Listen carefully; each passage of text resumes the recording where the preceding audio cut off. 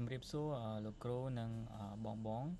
អញ្ចឹងវីដេអូនេះខ្ញុំនឹងធ្វើការ demo តាក់ទងជាមួយនឹង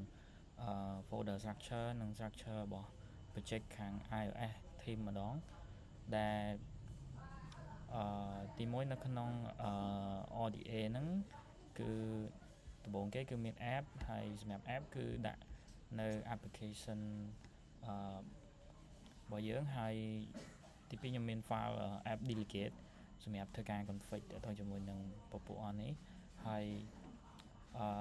បន្តមកទៀតខ្ញុំមាន model អានេះខ្ញុំអត់ទាន់ដាក់ model ឲ្យតែមានមួយទេអញ្ចឹងខ្ញុំមាន authentication model ហើយបន្ទាប់ពី model ខ្ញុំមានតកតងជាមួយនឹង network តកតងជាមួយនឹងការ fetch data ហើយខ្ញុំមានតកតងជាមួយនឹង file 3ដែល file ទី1គឺ API endpoint សម្រាប់ធ្វើការបង្កើតជា enum ហើយពេលដែលយើង call ទៅអានេះវាមានភាពងាយស្រួលក្នុងការនៅពេលដែលយើងដូរ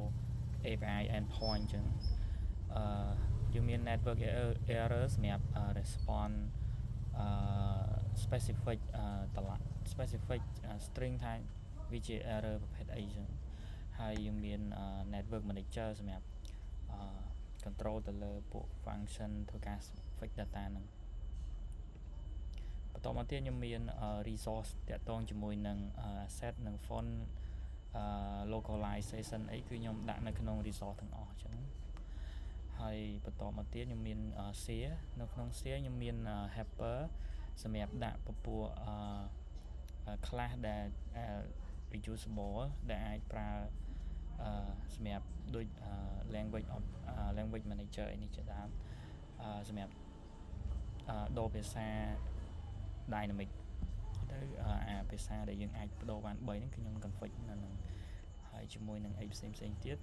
ដូចជាពពួក local notification ឬក៏ biometric អីខ្ញុំដាក់នៅក្នុង helper ហើយនៅក្នុង util ខ្ញុំមានខ្ញុំផ្ទុកនៅពពួក class ដែល class នេះសម្រាប់ធ្វើការតាក់ទងជាមួយនឹង keychain សម្រាប់ផ្ទុកនៅsensitive data ដែល store ទៅក្នុង local storage របស់ទូរស័ព្ទហ្នឹងហើយមាន constant សម្រាប់ពពួកenum ដែលខ្ញុំប្រកាសជា constant ហ្នឹងសម្រាប់ប្រើក្នុង application ហ្នឹងហើយខ្ញុំមាន custom ហើយ custom នេះក្នុងនេះខ្ញុំសម្រាប់ដាក់ពពួកដូចជា custom ប៊ូតុង style អីហ្នឹងជាដើមហើយបន្តមកទៀតខ្ញុំមាន view ដែលក្នុង view នេះគឺជា view ដែលអាចប្រើបានច្រើនកន្លែងដែលវា reusable ហើយបន្ទាប់មកខ្ញុំមាន view model នេះគឺដោយសារតែយើងធ្វើជា concept MVVM អញ្ចឹងគឺយើងត្រូវមានអញ្ចឹងនៅក្នុង project នេះខ្ញុំបានដាក់នៅ view model ហើយនឹង view ផងដែរនៅក្នុង view នេះផងដែរខ្ញុំដាក់ជាដំបូងយើងមាន content view យើងហើយក្នុងនេះខ្ញុំមានប្រកាសជា feature សម្រាប់ធ្វើការ list នៅ feature ទាំងអស់ហ្នឹងដើម្បីឲ្យវាមាន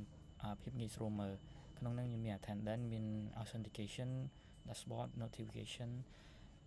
អីជាដើមអញ្ចឹងសម្រាប់ folder structure ខាង iOS គឺមានតែប៉ុណ្្នឹងទេអញ្ចឹងបើសិនជាមានអីខ្វះខាតឬក៏មានការ recommend អីពីបងនឹងឈើខ្ញុំអញ្ចឹងបងអាច comment បានចាំខ្ញុំកែតាមអញ្ចឹងអរគុណសម្រាប់វីដេអូនេះមានតែប៉ុណ្្នឹងអរគុណជម្រាបលា